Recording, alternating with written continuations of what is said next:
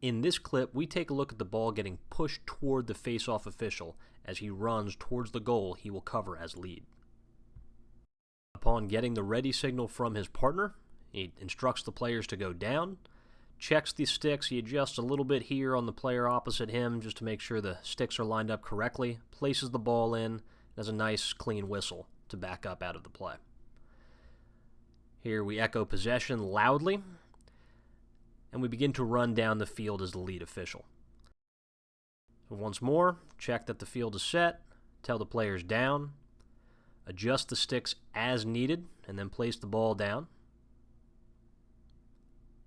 Set, back away, blow the whistle. Nice, clean face-off.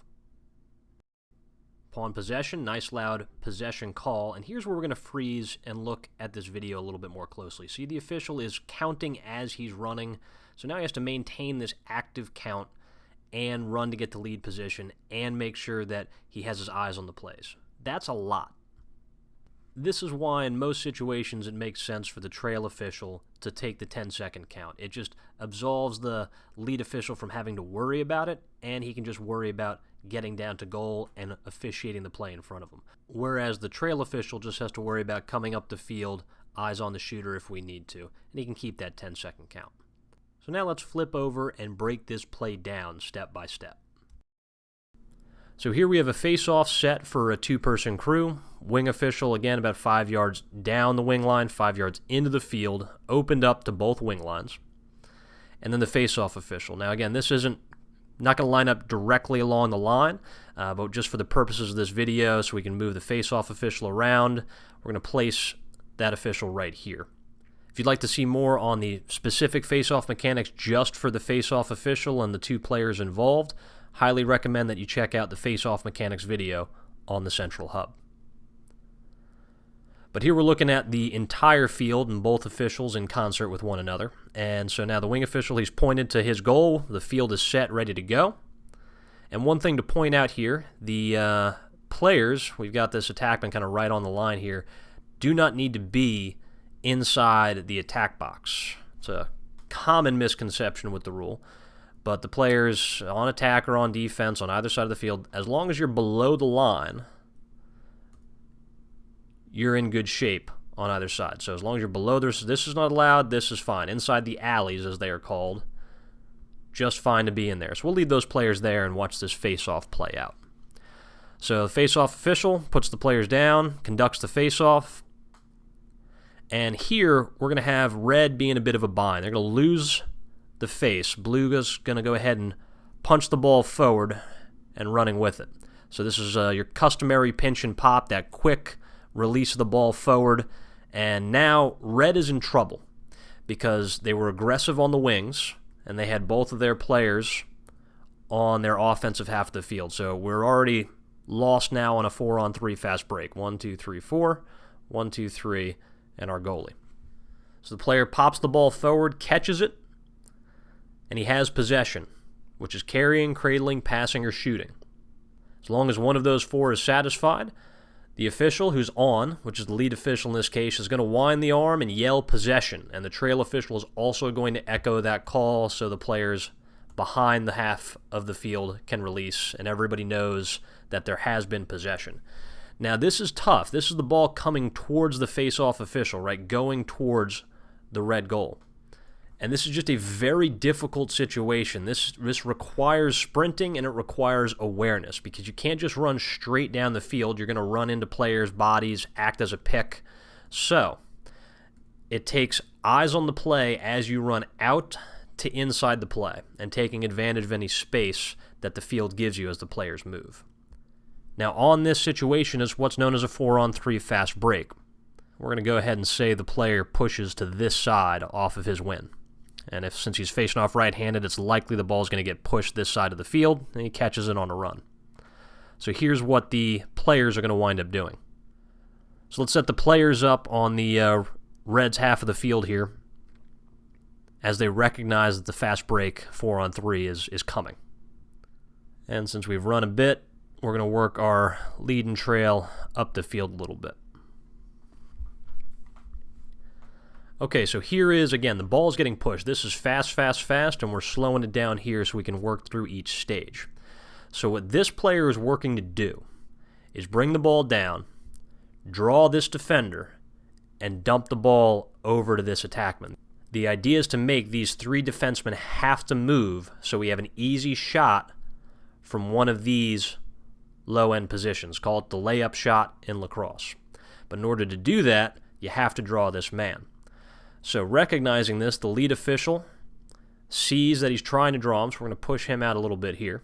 And again, as this is happening, the lead official is working, using the field to get to goal line extended. We're working to get that goal coverage, ultimately to get in here without running through and behind bodies. So we'll push him to right about here. And this is where things start to get interesting. This is where the play starts to open up and a lot of bodies start moving very quickly, because a shot's going to happen before anybody else gets in towards the goal. So here the ball gets passed over to this attackman. As that ball is moving, good defensive teams are going to work the slide in, and this is the long slide. This one right here. So while this is happening, this attackman is going to be trying to get an easier layup. So he's going to be working in just a little bit, take advantage of his defender sliding up, and then this defender working to slide down, and this one sliding over. So you can see that layup has developed. And if the slide is very quick, they're going to look for that cross-crease pass, or if it's not there, they'll just pull the ball. We'll show that here. So if he catches it and he doesn't have a shot and he doesn't have a pass, this player is just going to pull it out, let the subs come on through, and we'll play 6-on-6. But that ball gets to him. The lead official the whole way through, running all the way through on this, is coming towards goal. Now this is where you can start to cut the angle a little bit. So we don't always have to go straight and straight. Right? There's nobody over here, so we might as well cut the angle, get to goal line extended, and here's where the shot's going to come from in our example here. So we've got a shot. Say the goalie doesn't make the save, goes all the way past, and now the lead official, who was the face-off official, just ran from the midfield line all the way around, cut the angle, got to the goal line extended pretty much by the time the shot's getting off. Ball's in the back of the net, lead official pumps up and gives a nice, clear goal signal. So that's a difficult fast break situation right off of the face-off. That ball pushing towards the face-off official, who is the lead on this side of the field.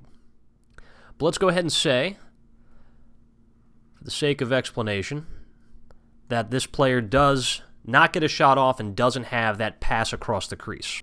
Right, so here that slide comes in, and we actually got to pull our official out a bit because he'd be right about here, ideally. So we don't get the shot off. The slide came quick. It was anticipated, and we don't have coverage down the middle of the field to this attackman because of this defender sliding down. So now the attackman makes a very wise choice and chooses to pull the ball out. Now, again, all of this has been happening, and it takes maybe 8 seconds, and that might even be a stretch, pushing it all the way through, but it's a short period of time. And during this time now, either this player, maybe it was the face-off, get-off player, comes off and subs off, or we're having everybody's rushing to get downfield and either get on defense or be useful on offense.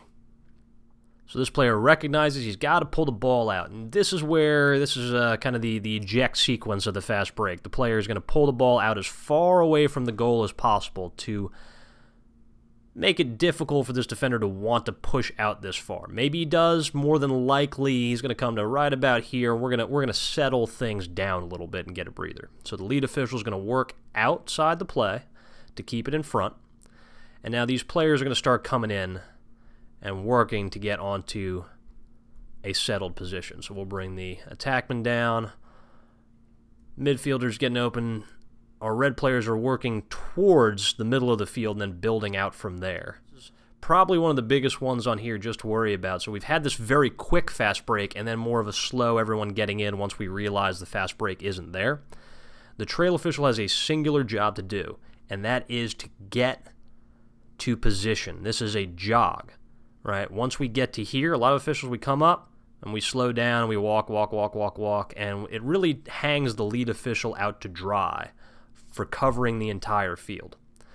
So what we want to have here is we recognize, okay, we got to jog a bit, top of the attack box in the 5x5. And now we have our usual two-person crew coverage. Took care of the fast break, and then we took care of all the settled play coming in towards the field. A very difficult thing to do as the face-off official, but if you're aware of what's coming up, you'll be able to cover this play every time. Don't forget to view more training videos on the U.S. Lacrosse Central Hub at uslacrosse.arbitersports.com. And like our Facebook page at facebook.com/menslaxofficials.